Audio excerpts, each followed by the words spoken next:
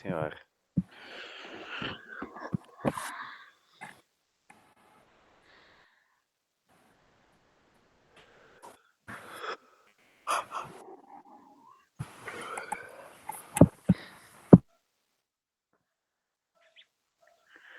Mestre amado Jesus, luz de nossas vidas,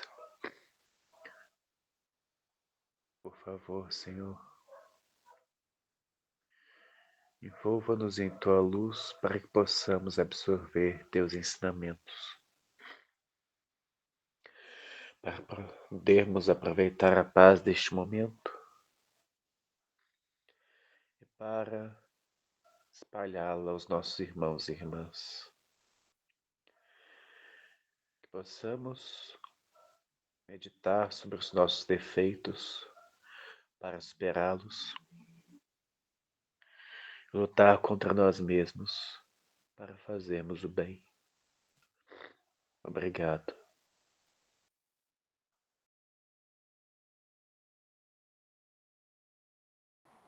Obrigada, Manuel. Então, nós voltamos para a leitura dos mensageiros, né? Semana passada a gente teve a nossa conversa sobre o que significa a doutrina espírita para nós. E a gente retorna nesse capítulo em que o André Luiz e o Vinícius... É Vinícius mesmo? Vicente.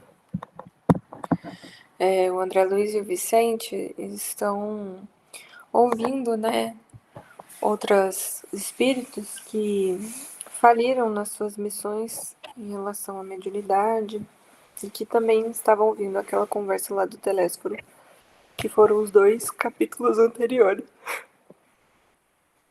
Perdão, gente. E aí o André Luiz estava dizendo, né, que ele também é principiante aqui, que a condição dele é de médico falido nos deveres que o Senhor lhe confiou. E a gente parou um pouco nisso, né, explicou sobre a transformação do André Luiz, né, de poder falar isso para alguém logo quando conhece, que é um tipo de sinceridade dos próprios defeitos, sem que isso recaia numa vitimização. É só uma constatação das nossas falhas, sem que aquilo traga aquela sensação de culpa que paralisa, né? E a gente precisa aprender a fazer isso com os nossos defeitos, porque quando a gente percebe é muito difícil, né? A gente não sai desse hábito que nós temos de aumentar aquela percepção do defeito e ficar quase num pensamento, numa monoideia, né? Nossa, eu sou desse jeito, sou desse jeito. E aí parte do nosso aprendizado da gente se conhecer é a gente entender de forma sincera o que nós somos, mas já trabalhando e colocando estratégias, colocando pensamentos para agir de forma diferente. E não ficar apenas martelando esse defeito. Porque quando a gente só martela, mas não resolve, a gente tende a manter o defeito com a gente. Então, isso aqui ele não estava dizendo algo de forma a se vitimizar. Ele está só dizendo a condição que ele vê, que é verdade, ele foi um médico falido nos deveres espirituais, nos deveres morais que ele poderia ter realizado. Isso não foi feito de forma a trazer uma vitimização para ele mesmo. Otávio sorriu e respondeu: possivelmente o meu amigo terá a seu favor o fato de haver ignorado as verdades eternas do mundo. O mesmo não ocorre comigo, ademais. Não desconhecia o roteiro certo que o pai me designava para as lutas na terra. Não possuía títulos oficializados de competência, entretanto, dispunha de considerável cultura evangélica coisa que para a vida eterna é de maior importância que a cultura intelectual, simplesmente considerada. Tive amigos generosos do plano superior que se faziam visíveis aos meus olhos. Recebi mensagens repletas de amor e sabedoria. No entanto, caí mesmo assim, obedecendo à imprudência e à vaidade. Daqui ele está comentando de algo que a gente comenta bastante aqui, que a responsabilidade que aumenta quanto mais conhecimento a gente tem. E isso vale para todos nós, porque a gente pode considerar que o nosso conhecimento da vida espiritual ele é muito aprofundado. Mesmo que nós estejamos, alguns de nós estejamos no início desse aprofundamento, ainda com muitas leituras para serem feitas, mas o grau de percepção da realidade, ele aumenta sempre quando a gente busca se ligar àquilo que Jesus nos trouxe, né? Então, existem muitos, por exemplo, o estudo da Bíblia do domingo, que nos trazem uma interpretação que ela é muito profunda, né, e difícil de encontrar de maneira comum na sociedade. Quando um grupo pequeno recebe isso, esse grupo fica responsável, então, por essas informações passadas. E aí cabe a nós, cada um da sua maneira, cada um com a sua possibilidade de trabalho, que ela é específica de cada um, é que isso vai se dissipando para a sociedade. Então, quando a gente recebe isso, e aí no caso dele, ele recebeu via mediunidade direta, porque ele era um médio ostensivo, pela maneira que ele comentou sobre isso, então a responsabilidade ela fica sempre muito grande. Não sei, assim, quando eu era criança,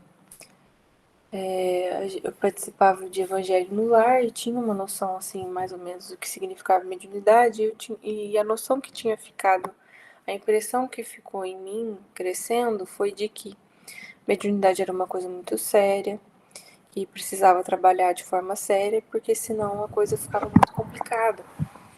E isso era uma coisa, assim, que sempre foi muito falada nos estudos que foram feitos em relação à mediunidade, que eu participei também dentro do meu núcleo familiar. Isso era muito comentado, porque são dificuldades, podem trazer dificuldades, né? Esse contato com o mundo espiritual, ele não é um contato simplesmente de boas mensagens, de dias tranquilos e bons. Por exemplo, hoje mesmo, Thales e eu, nós tivemos um dia de vibrações muito antagônicas e dificuldades foram aparecendo já logo de manhã, e aí a gente teve que fazer várias retomadas, assim, do centro, do nosso centro, né, de equilíbrio. E aí o que eu percebi das pessoas, e que isso era até isso agora eu voltei para a infância. Era até conversado assim, em roda de conversa, coisas, e eu percebi alguns médiums ostensivos fazendo isso, é aquela fuga, uma fuga muito profunda do trabalho por causa dessa dificuldade que a mediunidade apresenta, né? Então, eu fazia parte de um grupo que estudava mediunidade, tinha uma senhora, né? Uma moça, na verdade, que ela tinha uma mediunidade tão ostensiva e ela chegou lá tão necessitada que ela incorporava no shopping. Ela estava andando assim, lugares cheios, shopping, supermercado, lugar que tinha muita gente, e ela incorporava. E aí ela chegou lá para estudar, para fazer parte, e ela era uma das que mais tinha medo de, de educar a própria mediunidade, né? E ela não completou assim a educação do tratamento dela. e, e faltou muitas vezes tudo. Eu perdi contato, não sei como está.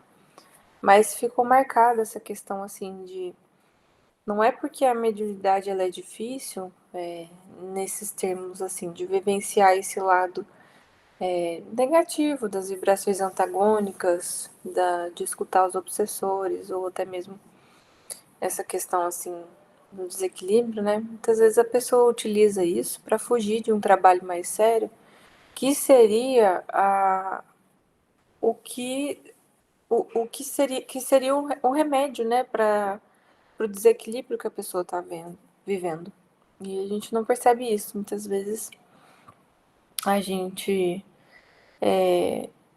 toma decisões na nossa vida que são decisões que, se a gente tivesse um pouquinho mais de calma, de maturidade espiritual, a gente veria que, tomando a decisão em favor da nossa espiritualização, em favor do nosso sacrifício e trabalho pelos outros, a tormenta de sentimentos que a gente esteja vivendo, ela diminui, porque são os nossos sentimentos desorganizados, são os nossos pensamentos ligados à inferioridade que geram essa tormenta, né, logo de início. Então, a gente vai ver esse caso do Otávio, que mostra pra gente exatamente como que isso acontece, não só nos centros espíritas, mas em toda a expressão religiosa em que a pessoa tenha condições de fazer um trabalho mais voltado para Jesus e se ligar mais fortemente a vibrações superiores, mas isso é deturpado por pensamentos infelizes, por buscas de satisfação de desejos que não estão ligados ao bem. É por isso que Jesus foi tão categórico, né, no sim, sim, não, não, que o que passar disso é maligno, e também na questão de não se pode servir a dois senhores, né, a Deus e a Mamon. E isso ele é muito sério, e a gente aprendeu, não só dentro das religiões, mas na vida de maneira geral, a não entender a seriedade das palavras de Jesus e acreditar que as coisas elas funcionam mais ou menos, né? E aí quando a gente recebe esse ensinamento de forma tão clara como está sendo passado aqui, aí fica a nossa responsabilidade de adequar o nosso comportamento a essa noção mais profunda do que significa o sim, sim, não, não. Que significa assim, nossa, realmente, se eu fizer mais ou menos, eu vou estar trabalhando para o mal. Se eu deixar de pensar em como fazer determinada ação, em como trabalhar, a gente vai estar trabalhando para o mal. E isso serve para inúmeros aspectos, né? Tanto coisas simples quanto coisas complexas no dia a dia. E foi até parte da conversa que a gente teve no Evangelho das Meninas hoje. Sobre o quanto que coisinhas bobas do dia a dia eles viram problemas complexos quando a gente está lidando com a moral e tentando acertar, né? E aí fica a nossa responsabilidade de ter esse comportamento e de entender que a grande maioria das pessoas ela ainda não se habilitou, porque é uma questão íntima de se habilitar ou não, a entender mais profundamente essas palavras de Jesus, né? O sim, entender esse sim, sim, não, não. E o mal, ele depende disso, né? A maldade das pessoas, ela se baseia na incerteza do outro, se baseia na vacilação da vontade do outro. Como ninguém aqui é bom, tem virtudes, a gente não aprendeu a pensar sobre o que a gente está fazendo. O mal, ele se aproveita disso. Não só os encarnados, mas também os desencarnados. E também parte da conversa que o Thales teve recentemente, nesses dias, é essa questão da necessidade da gente se apegar às certezas, né? E às certezas espirituais, que elas vão nos dar o direcionamento e vão nos dar a certeza de agir mesmo quando a vibração, a sensação íntima, seja aquela sensação de que a gente esteja fazendo algo errado, né? Então a gente vai ler a história do Otávio e a gente vai comentar sobre isso. As observações de Otávio impressionavam-nos vivamente, quando no mundo eu não tivera contato especial com as escolas espiritistas. Experimentava certa dificuldade para compreender tudo quanto ele desejava dizer. Isso é aquela questão que mostra que quando a gente morre, a gente não se recorda, assim, das questões, né? Ele foi um espírito que encarnou católico e ele tinha aquela... A noção dele de espiritualidade, ele vinha daquilo que ele aprendeu do catolicismo, mesmo que de forma meio superficial, né? Isso é mostrado pelas dúvidas que o André Luiz tem ao longo dos livros.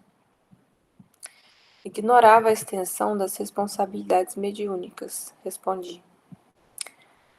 As tarefas espirituais tornou o interlocutor algo acabrunhado. Ocupam-se de interesses eternos e da grande enormidade de minha falta. Os mordomos de bens da alma estão investidos de responsabilidades pesadíssimas. Os estudiosos, os crentes, os simpatizantes no campo da fé podem alegar ignorância e inibição. Todavia, os sacerdotes não têm desculpa. Olha que interessante isso que ele falou, né? É o mesmo que se verifica na tarefa mediúnica. Os aprendizes ou beneficiários nos templos da revelação nova podem referir-se a determinados impedimentos, mas o missionário é obrigado a caminhar com um patrimônio de certezas tais que coisa alguma o exonera das culpas adquiridas. Mas olha só que interessante, o que classifica se a pessoa vai ser aprendiz ou missionário? Aqui ele está dizendo sobre mediunidade especificamente. E a gente pode considerar assim médiums nesse termo como missionários no sentido de que essa facilidade mediúnica ela deve ser utilizada para o bem sempre. Mas a gente acabou de ler nesses últimos capítulos que a maioria das pessoas que vêm com tarefas mediúnicas, elas falham. Grande parte delas nem mesmo se tornam espíritas na encarnação que eram para ter se tornado espíritas. Então, essa classificação que ele está dizendo ali, de estudiosos, de aprendizes, a pessoa se coloca naturalmente como aprendiz, como beneficiário, e ela se mantém ali, por conveniência. Então, isso acontece muito. Por exemplo, o espírita que vem da doutrina católica, ele vem muito acostumado com uma missa de domingo, por exemplo. E aí isso acontece nos centros espíritas, né? Se coloca o dia do que tem a palestra e que recebe o passe, e é quase como se fosse a representação da hóstia ali, né? Vê a palestra, toma o passe e a pessoa pode passar anos da vida dela se caracterizando como espírita e recebendo o passe e não se engajando em estudos, não se engajando em obras de caridade, e ela se mantém ali como aprendiz, e ela pode alegar desconhecimento dessa realidade mais profunda. Mas, muitas vezes, é a pessoa que não se habilitou a fazer um trabalho maior. É a pessoa que não se colocou em situação de ser ajudada a perceber que ela tinha condições de trabalhar. Porque tem condições, mesmo que seja algo tão material, tão simples quanto ajudar a arrumar o centro espírita no dia da reunião, por exemplo, ou ajudar a fazer as fichas de atendimento, né, das reuniões mediúnicas, tudo, dos tratamentos que são feitos. Isso são coisas que a pessoa precisa se habilitar. E isso acontece em tudo, até na relação com os nossos defeitos, a relação do que a gente pode pagar ou não nessa vida, a gente se habilita. Se a gente coloca a nossa força de vontade para sermos melhores, para trabalharmos, muitas vezes a gente pode fazer até mais do que foi pedido, só no fato da nossa força de vontade ter sido utilizada para o bem. Como o Thales lembrou a gente, é bom citar, Chico, ele teria vindo para fazer mais ou menos 30 livros, 30, 40 livros. E ele precisou psicografar mais de 400, porque muitos ali que vieram para ajudar nessa divulgação espírita através da psicografia falharam nas suas missões. Eles não se habilitaram e negaram essa ação missionária. Muitos deles podem ter permanecido como aprendizes, podem ter até sentido, às vezes, até chegou perto da doutrina espírita, pode ter sentido tremores na mão, tudo, mas ou sentiu medo, ou queria fazer outras questões, queria se ocupar de outras coisas na vida e se negou a buscar, ir atrás. Deus respeita. Chico tinha condições de fazer mais livros do que tinha sido planejado, mas o Chico se habilitou a viver uma vida de sacrifício pela doutrina, de amor. O amor do Chico era muito grande. Nós também nos habilitamos em maior ou menor grau. Então existem coisas, essa questão ela não é estática, né? Então o que ele está falando aí tem um certo sentido, sim, que pessoas que não tiveram contato profundo com a doutrina, assim, do que pessoas que não só tiveram contato profundo pelo estudo, mas também pela sensação, pela mediunidade, ou que foram chamados diretamente a trabalhar, seja por outro médium, seja por outra situação, ou até uma sensação íntima de chamamento forte, isso não significa que a pessoa não teria condições de um trabalho missionário. Provavelmente ela tinha condições, porque nós encarnamos para nos aproximarmos de Deus. Nós nos encarnamos com projetos extensos de trabalho que a gente faz em momento de arrependimento e de busca de renovação íntima.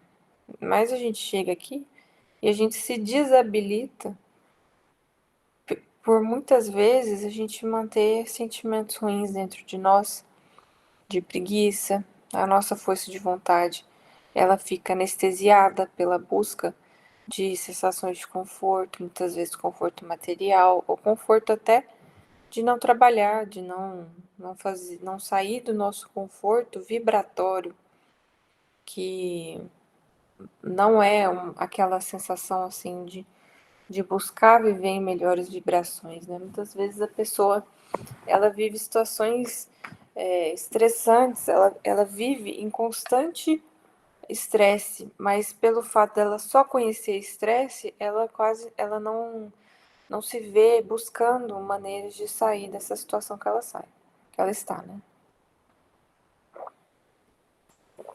Isso acontece muito em processos depressivos, por exemplo, em que a pessoa não está bem. Ela sabe que ela não está bem, ela sente, ela até busca ajuda.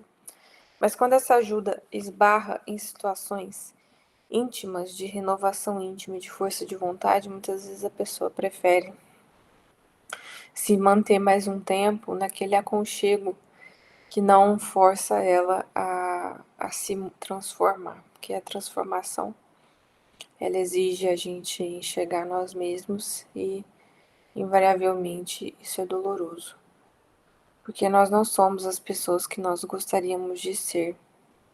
E muitos de nós vivemos vidas fantasiosas de ilusão em que a gente acredita que aquilo que a gente mostra para o mundo e as pessoas nos devolvem em forma de elogio, em forma de bons sentimentos, bons pensamentos, significa exatamente aquilo que nós somos.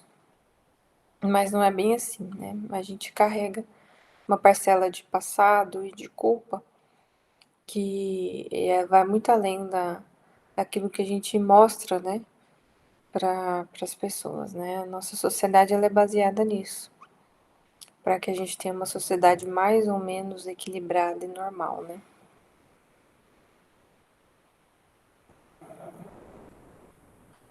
Então, quando a gente se habilita a uma função de missionário, a gente não consegue mais alegar desconhecimento. Então, quando a gente já aprendeu a necessidade de mostrar outra face, a gente não pode mais cair em ações de ódio desmedido, de revanchismo ensandecido. A gente já não tem mais essa permissão. Quando a gente já entende que a ilusão material ela é um grande ponto de falência dos nossos espíritos ao longo das encarnações, e a gente entende que a força do nosso trabalho ela serve para que nós ajudemos aos outros, a gente já não tem mais a permissão de querer algo para nós e não trabalhar pelo bem dos outros, ou a gente trabalhar pensando só no nosso conforto material. A gente já não tem mais essa escolha. Quando a gente entende e busca esse conhecimento mais profundo espiritual, a gente já não pode mais tomar as nossas decisões baseadas naquilo que a gente deseja, sem considerar os outros e principalmente sem considerar aquilo que Jesus nos trouxe de ensinamento profundo, em como fazer, em como decidir. Tudo precisa ser pesado, tudo precisa ser pensado. A gente precisa trabalhar com a nossa ansiedade, porque as nossas ações, elas passam a ser ações que trazem o peso de situações espirituais muito complexas. Então, digamos que a gente tem que receber alguém na nossa casa, e aí essa pessoa se mostra com uma característica moral que duvidosa, uma característica moral que nos incomoda. Se nós somos as pessoas que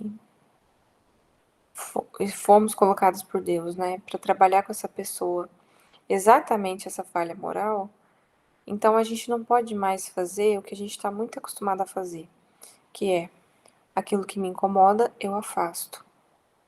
Que é o que a gente costuma fazer, né? E aí fica, então, que Deus nos deu como liberdade de raciocínio a nossa necessidade de meditação e, e de criatividade, né?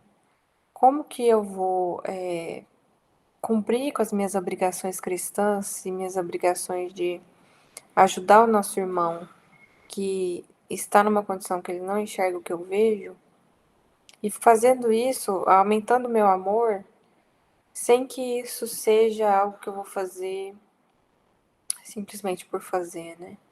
E aí uma coisa simples como receber uma pessoa para falar de Deus, ela se torna muito mais complexa, porque fazendo isso a gente descobre parte do que nós somos, né? A gente entende, fala assim, nossa, olha a minha dificuldade de amar, né? Porque numa dissidência ali, numa questão que a pessoa se mostrou algo que eu não concordo, eu não gostaria, o meu pensamento inicial seria de já fechar, né, os meus sentimentos e não mais ter contato com a pessoa, e a gente tem essa tendência mesmo.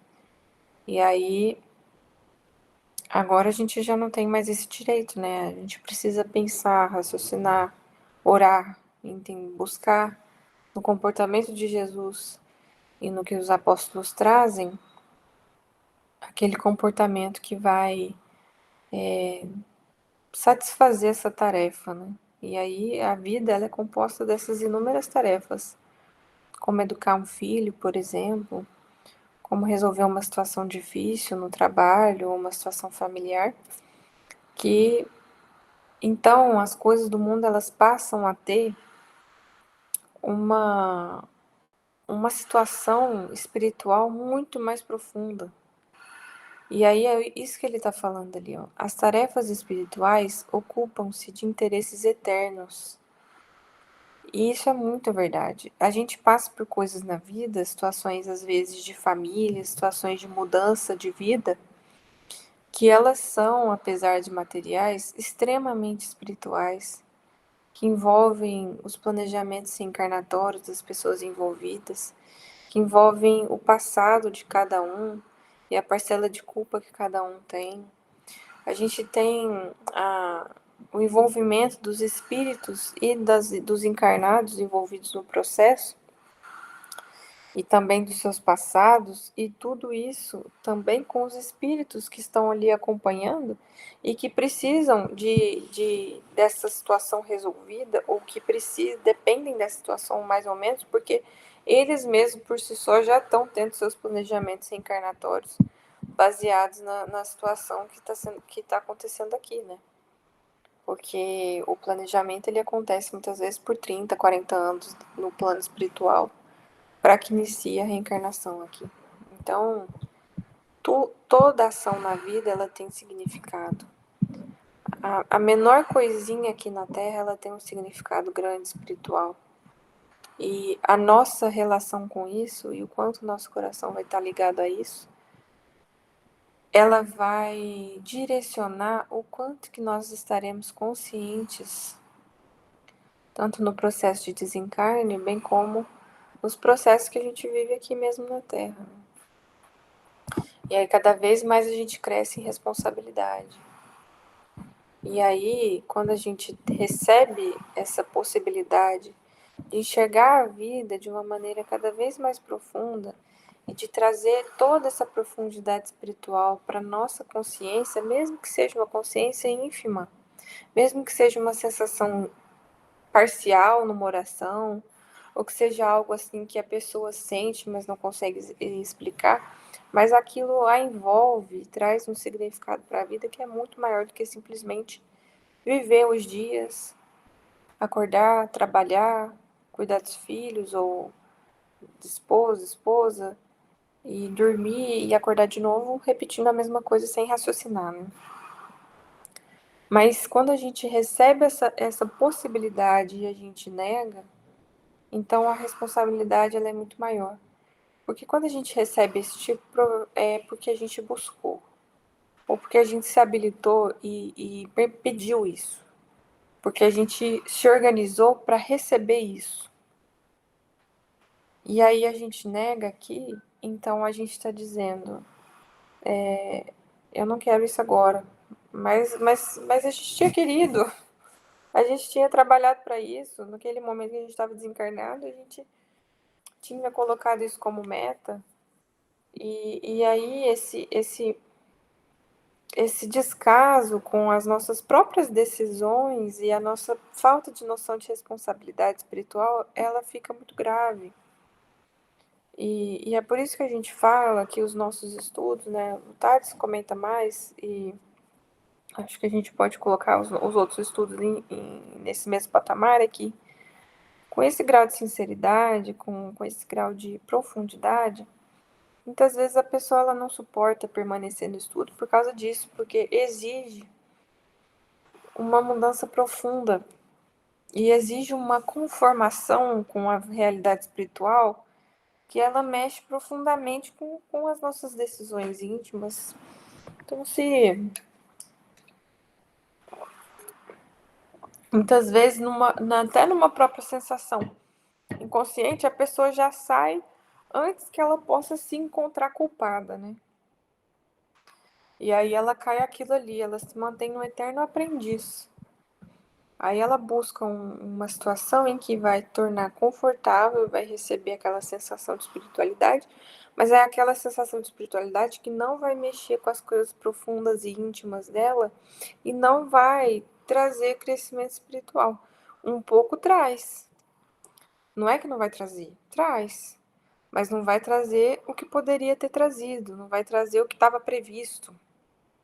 Ela não vai se habilitar a ajudar outras pessoas, por exemplo, de forma mais profunda. Então são coisas complexas que a gente precisa sempre estar raciocinando até sobre nós mesmos, né? Depois de contrair dívidas enormes na esfera carnal, noutro tempo, vim bater às portas de nosso lar, sendo atendido por irmãos dedicados que se revelaram incansáveis para comigo. Preparei-me então durante 30 anos consecutivos para voltar à terra em tarefa mediúnica, desejoso de saldar minhas contas e elevar-me a alguma coisa. Então ele veio de um passado bem culposo, de bastante tempo no umbral, passou 30 anos trabalhando para ser médium, para pagar os problemas que ele fez.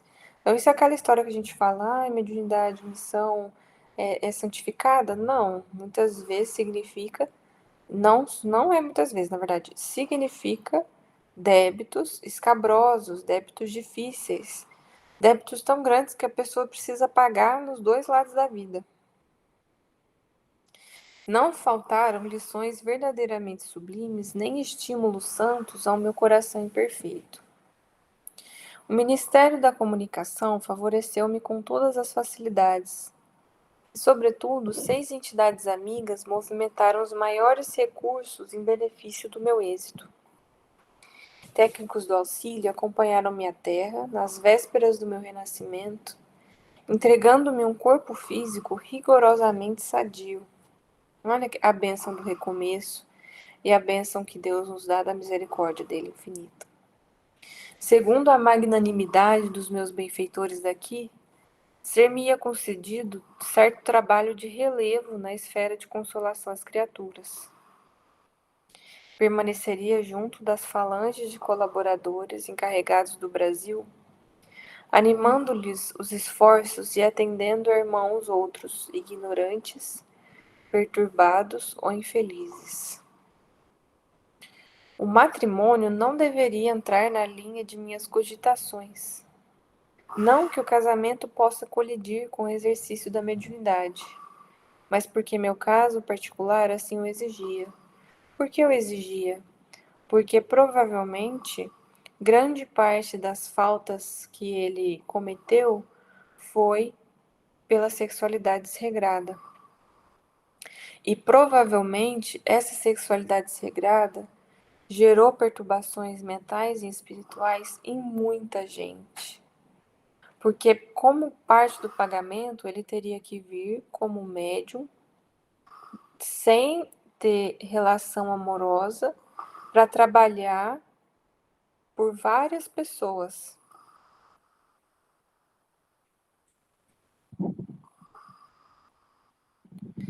Nada obstante, solteiro deveria receber aos 20 anos os 6 amigos que muito trabalharam por mim em nosso lar, os quais chegariam ao meu círculo como órfãos. Meu débito para com essas entidades tornou-se muito grande. E a providência não só constituiria agradável resgate para mim, como também garantia de triunfo pelo serviço de assistência a elas, o que me preservaria o coração de leviandades e vacilações.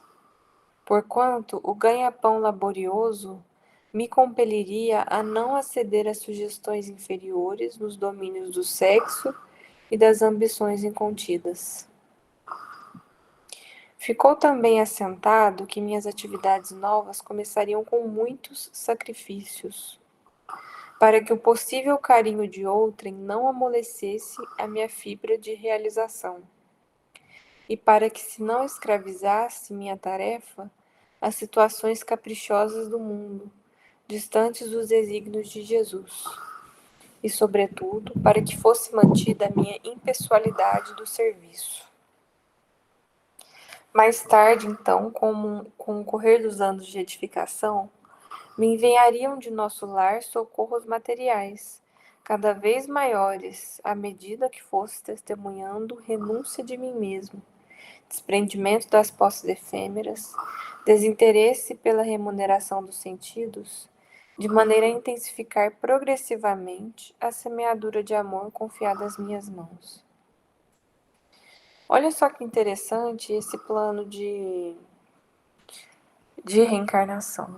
E que a gente, assim, aqui na Terra, a gente costuma não entender, né, quando a gente pensa na questão da Terra, por que passar por dificuldades financeiras ou necessidade de trabalho logo cedo, ela gera crescimento para a alma, né?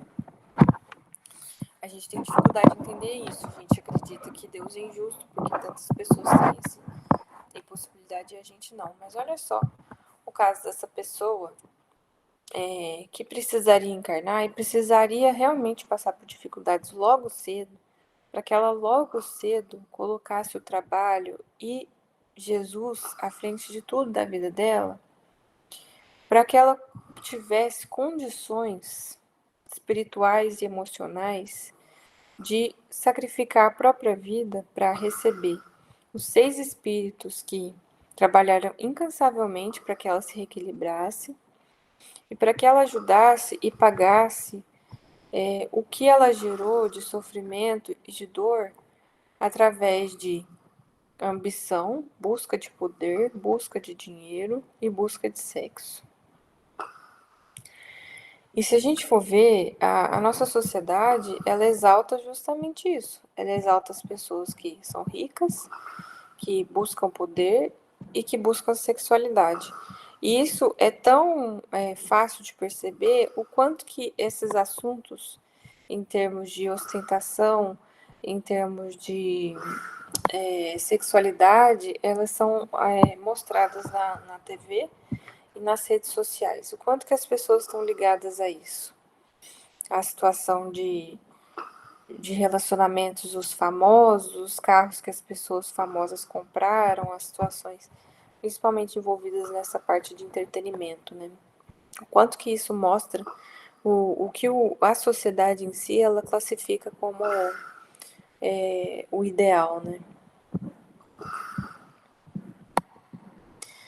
Tudo combinado, voltei, não só prometendo fidelidade aos meus instrutores, como também hipotecando a certeza do meu devotamento às 6 entidades amigas, a quem devo muito até agora. Otávio, nesse momento, fez uma pausa mais longa, suspirou fundamente e prosseguiu. Mas ai de mim que olvidei todos os compromissos.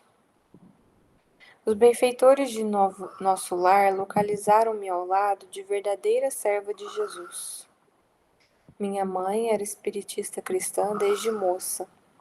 Não obstante as tendências morais de meu pai, que era, todavia, um homem de bem. Isso tudo é feito, tudo organizado. A espiritualidade, ela é perfeita em colocar no nosso lar e nos colocarmos no lar necessário para o nosso adiantamento. E ninguém fica sem ajuda para fazer as tarefas que precisam ser feitas, por mais difíceis que elas sejam. A gente não deixa de receber ajuda. E se alguém da família falha, a gente recebe do externo, porque isso tudo é reorganizado pelo plano espiritual. Então, aqui na nossa reencarnação, as nossas decisões, elas não são nossas, só nossas. A gente tem o nosso livre-arbítrio e a gente pode utilizar esse livre-arbítrio, mas tudo que a gente faz, ele influencia muitas pessoas, não só os encarnados que estão ao nosso redor e que vão ser afetados pelas nossas decisões, como também os desencarnados que estão trabalhando conosco e estão trabalhando também pelas encarnações das pessoas ao nosso redor.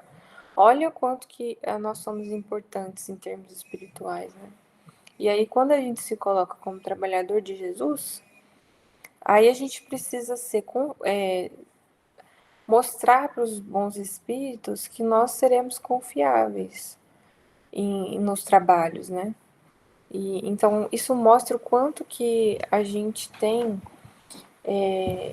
responsabilidades profundas que a grande maioria das pessoas, quando fala de espiritualidade, ela deixa isso de lado.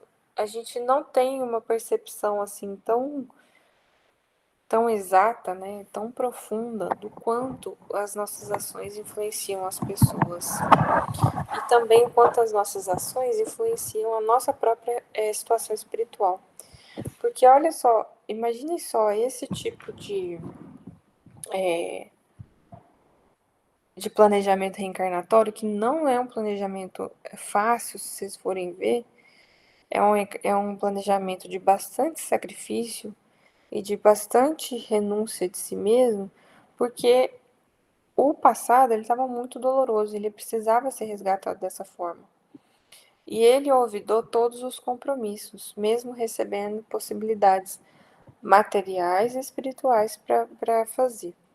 Então, agora ele está numa situação ali muito mais complicada.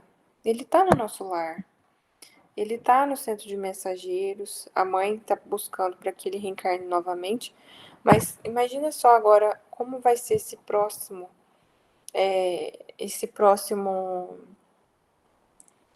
planejamento, né? Porque agora a dor, a culpa, ela tá bem maior. Porque ele recebeu todas as condições e não fez.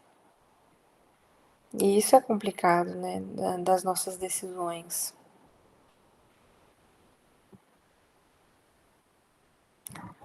Aos 13 anos, fiquei órfão de mãe. E aos 15, vieram para mim os primeiros chamados da esfera superior. Questão da mediunidade, né? Por essa ocasião, meu pai contraiu segundas núpcias. E apesar da bondade e operação que a madrasta me oferecia, eu me colocava num plano de falsa superioridade a respeito dela. Ele não respeitava ela. Então, minha genitora endereçou do invisível apelos sagrados ao meu coração. A mãe dele desencarnou, mas ele, com mediunidade, ele recebia isso. Eu vivia revoltado, entre queixas e lamentações descabíveis. Por isso que a gente fala do quanto que a revolta e a ingratidão, eles são venenos para a alma. Porque se ele tivesse se ligado à sensação boa e à ligação com a mãe espiritual, se ele tivesse se ligado a buscar entender e trabalhar, ele não teria errado, ele não teria caído tanto. Mas a revolta o tirou de uma possibilidade de conhecimento mais profundo da vida espiritual do que ele estava passando. A revolta tirou o benefício da dor. Por isso o bem e mal sofrer. Meus parentes conduziram-me a um grupo espírita de excelente orientação evangélica, onde minhas faculdades poderiam ser postas a serviço dos necessitados e sofredores. Entretanto, faltava-me qualidades de trabalhador e companheiro fiel. Não faltava, porque estava dentro do planejamento espiritual dele. Então ele não se habilitou a ser esse trabalhador. Minha negação em matéria de confiança nos orientadores espirituais e acentuado pendor para a crítica dos atos alheios compeliam-me a desagradável estacionamento. Olha só, ele se considerava melhor do que os outros, ele desconfiava dos orientadores espirituais do trabalho, ele não buscou estudar e sanar as suas dúvidas para crescer. Ele criticava e se revoltava para não sair do lugar que ele estava. E quantos de nós para por isso, né? Muitas vezes até acompanha o centro espírita, mas mais para gerar crítica, para gerar dúvida. É um estacionamento mesmo da alma. Os beneméritos amigos do invisível estimulavam ao serviço, mas eu duvidava deles com a minha vaidade doente. Ele colocou dúvida e gerou dúvidas. Aqui ele estava dizendo da vaidade, mas também não só da vaidade, né, mas é de fugir mesmo do serviço. Ele aumentou o processo de vaidade dele.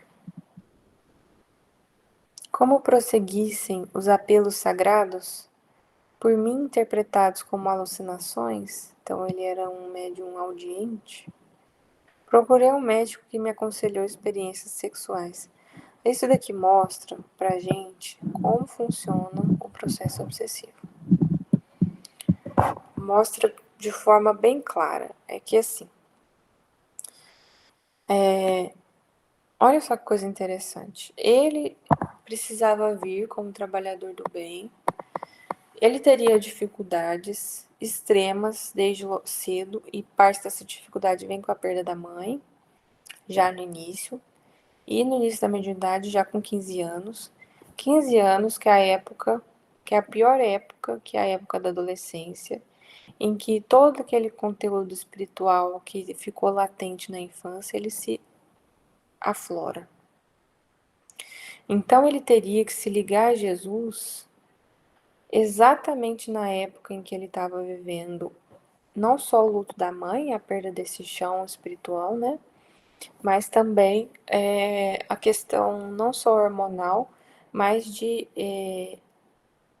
recebimento, né? Desse passado espiritual, que é um passado de vaidade, de ambição e de sexualidade. E aí, nesse ponto, ele já falhou. Ao invés dele se ligar à mãe falecida, e no se ligar à mãe falecida, buscar e receber esse acompanhamento da espiritualidade, já buscando o trabalho, ele retornou ao mesmo processo de vaidade e de ambição. E aí ele usou então do cinismo, da superioridade, da dúvida, para se colocar como uma posição superior às pessoas. E aí é assim que funciona a obsessão. Os obsessores, eles conhecem o nosso passado. E eles nos colocam ali em situações em que eles sabem que a gente vai cair, porque eles conseguem perceber. Muitas vezes os espíritos deixam, porque chega um determinado momento, né, os bons espíritos, em que a gente está tão cego, tão desvairado nessa busca de sensações infelizes, que ele permite que aconteça esse tipo de trama, né, das trevas, para que na dor, pelo menos, da queda, venha a compreensão, então, necessária para que seja superado isso, né? Então ele procurou um médico, que ele estava interpretando como alucinação o que era, na verdade, mediunidade, implorando para que ele retornasse ao caminho, e o médico, que não estava também fazendo um bom trabalho espiritual, que também estava falindo nas próprias questões, ele recomendou experiência sexual. Por quê? Porque nesse momento, se esse médico tivesse a proteção de um trabalho espiritual, se ele tivesse ligado ao bem, ele não teria dado esse tipo de aconselhamento para um espírito extremamente devedor na área sexual. Então, isso foi uma trama que foi realizada e que mostra a responsabilidade espiritual que a gente tem quando a gente não está fazendo o bem. Porque quando a gente não está fazendo o bem, o nosso trabalho ele se torna uma via em que os obsessores podem nos utilizar e que a gente se torna, então, realmente, né, um emissário das trevas, muitas vezes até sem nem percebe, mas já está fazendo. Pode falar. Existe alguma forma de buscarmos o que foi planejado para a gente? Olha, sim, existe. Existe alguns sentimentos que a gente tem de forma mais ou menos forte, ou às vezes algumas decisões que a gente toma e a gente sente depois aquela sensação de déjà vu, né? Que, nossa, parece que eu já tinha visto isso. Existem sim alguns momentos, né? E conforme a gente vai também crescendo em compreensão, assim, dos nossos sentimentos, de como a gente reage às situações, a gente também consegue perceber aquilo que era para ter sido feito, que a gente fez mais ou menos, mas mesmo assim deu certo, digamos assim, né? Das coisas que a gente deveria ter feito de outra maneira, não foi feita, mas não foi aquilo que desviou tanto. Isso é assim, se a gente, como a gente assim tá buscando realmente trabalhar e trabalhar pelo bem, Deus nos dá a oportunidade para que esse bem ele seja feito. Então, mesmo que assim, passou vários anos da vida em que a gente passou não pensando nisso, a maioria das pessoas vive o que foi planejado de forma mais ou menos certa. Então, vamos dizer assim, tem certos acontecimentos na vida que eles vão acontecer de qualquer forma. Não importa a nossa decisão ou o que a gente, se a gente estava ligado àquilo ou não, isso vai acontecer. Por exemplo, profissão. Pode ser que a pessoa ela venha com aquela profissão e não tenha maneira dela vir outra. Então, vamos supor, eu vim para ser médica. Eu não estudei para ser médica, eu não fui, não cumpri com as minhas obrigações, não fiz. Se é para eu ser médica e se eu ser médica vai realmente ajudar para as pessoas que eu sou obrigada a ajudar nessa vida, eu vou ser médica, independente se eu tenho méritos ou não para isso. O mérito espiritual, ele vai ser baixo, porque eu não fiz o que era necessário para ser uma boa médica. Você entende? Mas isso tudo varia conforme o planejamento e quanto que o nosso planejamento envolve outras pessoas. Existem certas deserções que não tem o que fazer. Assim, por exemplo, era para ter um filho e o casal escolheu não ter um filho, passou, não tem mais como ter esse filho, pronto, foi uma decisão aí que aconteceu em vida, né, encarnado. Existem esses avisos, existem essas coisas, né? Mas por isso que a gente fica falando dos planos A, B e C. Mas passou. A pessoa não fez aquilo que estava feito para ela fazer, né? Fugiu do planejado. Existem replanejamentos. Né? Não sei se eu fui muito clara também.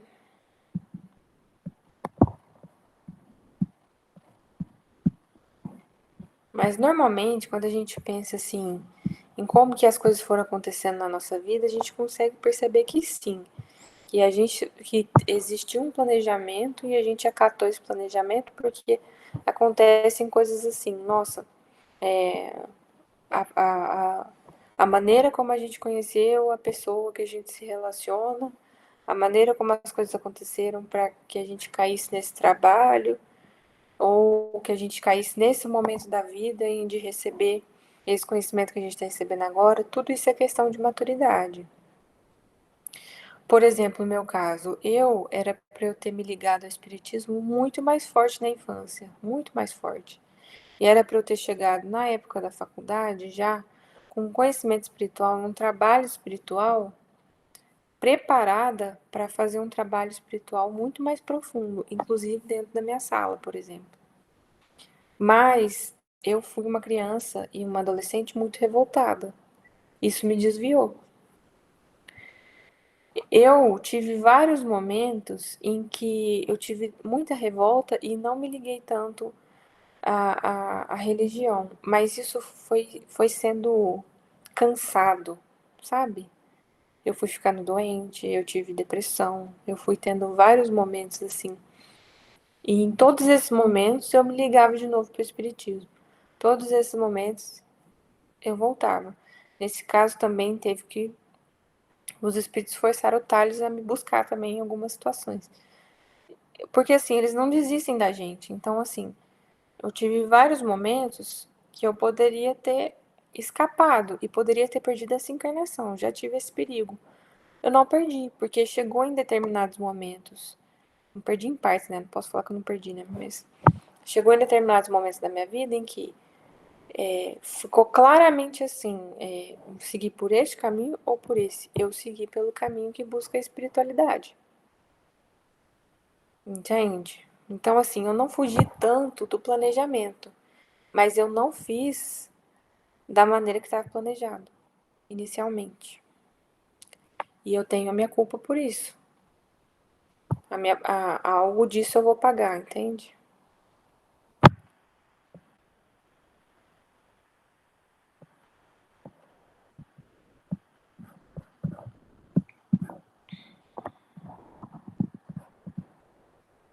Aí o que acontece? O médico aconselhou experiências sexuais, era só o que faltava para ele explodir naquilo que ele já tinha no espírito dele. E a gente continua na semana que vem.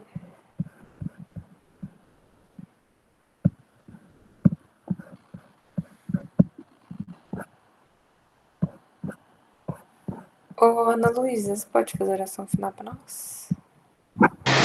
Posso. Dá para me ouvir bem? Dá sim.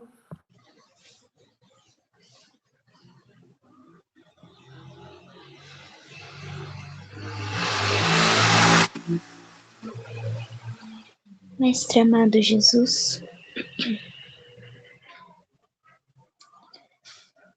agradecemos, Senhor, a oportunidade de estarmos aqui reunidos mais uma vez.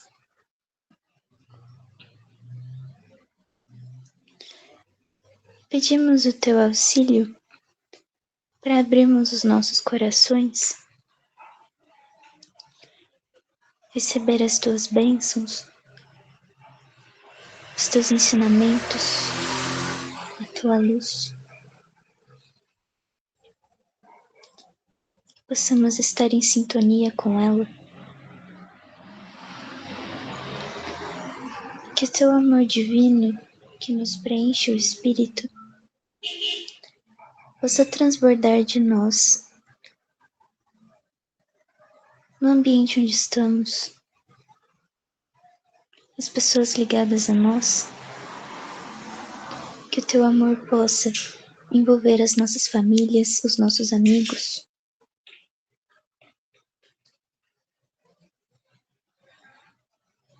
Que recebamos todos a oportunidade de elevar os nossos corações e as nossas mentes mais firmemente ao Senhor.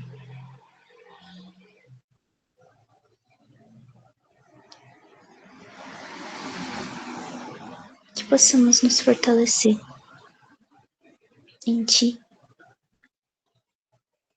para o trabalho no bem. Muito obrigada, Senhor.